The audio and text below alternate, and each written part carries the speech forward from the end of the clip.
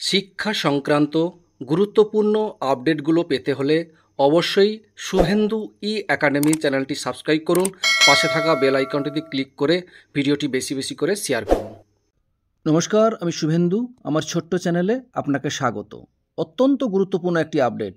বেতন আটকে যেতে পারে রাজ্যের ৯,০০০-এর বেশি স্কুলে। সংকটে প্রায় ২ লক্ষ শিক্ষাকর্মী। দেখুন কি বলা হয়েছে।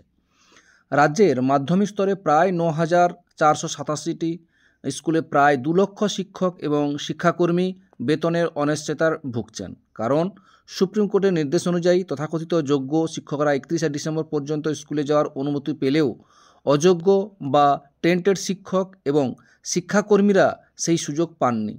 ফলে স্কুলগুলোতে বেতন রিকুইজিশন পাঠানো নিয়ে তৈরি হয়েছে চরম বিভ্রান্তি। প্রধান শিক্ষকদের অভিযোগ, শিক্ষা পর্ষদ কিংবা বিকাশ ভবনের তরফে এখনও পর্যন্ত কোনো স্পষ্ট নির্দেশিকা দেওয়া হয়নি। প্রতি মাসে ১০ থেকে ১২ তারিখের মধ্যে স্কুলগুলোকে IOSMS পোর্টালের বেতনের সুপারিশ পাঠাতে হয়, কিন্তু এবার সেই সময়সীমা পেরিয়ে গেলেও নির্দেশ না আসায় রিকুইজিশন পাঠানো যায়নি। প্রধান সমস্যাগুলো কি? ১. যোগ্য ও অযোগ্য শিক্ষকদের তালিকা আলাদা না হওয়ায় রিকুইজিশন আটকে গেছে। ২. আদালতের নির্দেশ অমান্য হওয়ার আশঙ্কায় সকলের নাম পাঠাতে সাহস পাচ্ছেন না স্কুল কর্তৃপক্ষ। ৩. টেন্টেড শিক্ষক বা কর্মীরা নাম থাকলে পুরো রিকুইজিশন বাতিল হয়ে যাওয়ার আশঙ্কা। ৪.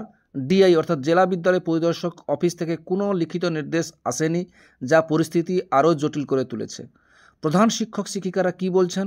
যাদবপুর বিদ্যাপীঠের প্রধান শিক্ষক পার্থপ্রতিম বৈদ্য বলেন, ২০১৬ সালে গ্রুপ সি কর্মীর নাম থাকার কারণে এখনও রিকুইজিশন জমা দিতে পারিনি। এটা শুধু ওই কর্মীর বেতন আটকে রাখছে না, বাকি সবাইকেই সমস্যায় ফেলেছে। বেহালার পণ্যশ্রী সতীপ্রসন্ন বিদ্যাপীঠের প্রধান শিক্ষক শুভেন্দু শেখর বন্দ্যোপাধ্যায় বলেন, আদালত অবমাননার ভয়েই ৯ জন শিক্ষকের রিকুইজিশন জমা দিতে পারিনি। প্রশাসনিক স্তরে কি চলছে? বিকাশ ভবনের এক আধিকারিক জানিয়েছেন, পর্ষদের মডিফিকেশন অ্যাপ্লিকেশন দাখিল হওয়ার পরে পরিস্থিতি বদলেছে। এখন আমরা নবান্নের দিকে তাকিয়ে আছি। সোমবার অফিস খুললে সম্ভবত নতুন নির্দেশিকা আসবে। কী প্রভাব পড়বে? না, ২ লক্ষের কাছাকাছি শিক্ষক বা শিক্ষাকর্মীর বেতন আটকে যেতে পারে। EMI, ঋণ, চিকিৎসা খরচ সব কিছু প্রভাব পড়বে। যারা আগে থেকে নিয়োগ পেয়েছেন তাদের বেতনও আটকে যাওয়ার সম্ভাবনা। বেতন শুধুমাত্র আর্থিক বিষয় নয়, এটি শিক্ষকদের আত্মসম্মান এবং জীবনের অবিচ্ছেদ্য অংশ। দ্রুত স্পষ্ট নির্দেশিকা না এলে এই সমস্যার আরও বহর বাড়বে।